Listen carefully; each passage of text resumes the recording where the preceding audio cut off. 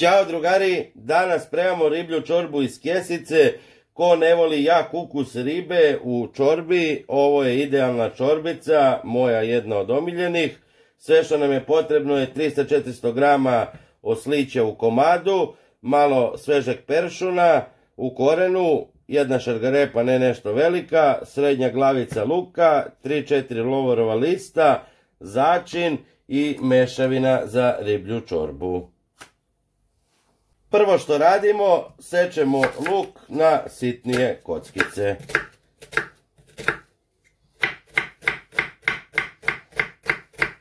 Uzmite jednu veću šerpicu i nalite ulja da prekrije dno.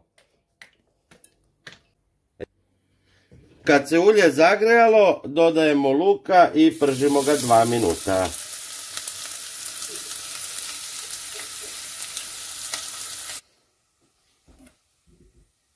Za to vreme nasecite šargarepu na kockice.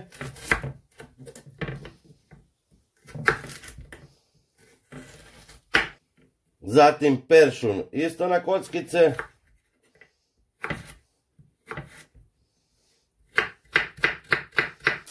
Nakon 2 minuta prženja dodajem šargarepu i peršun. I odmah lovorov list. Promešam i sve to krčkam još 2 minuta.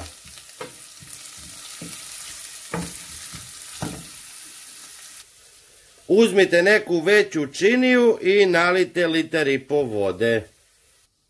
Uzmite onda sadržaj kesice i isipajte unutra i sve lepo promešate 1 minut.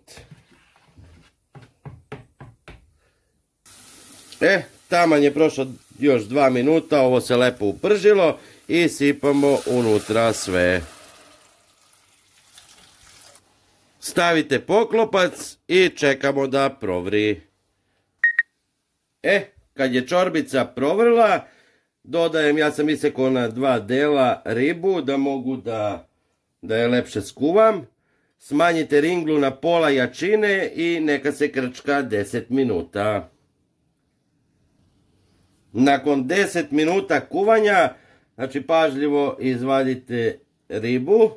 Znači nemojte duže da se ne bi raspala u čorbi, a ako slučajno i nije baš bukvalno 100% skuvana, ona se vraća i onako u čorbu kad nakidamo komadiće i to je to.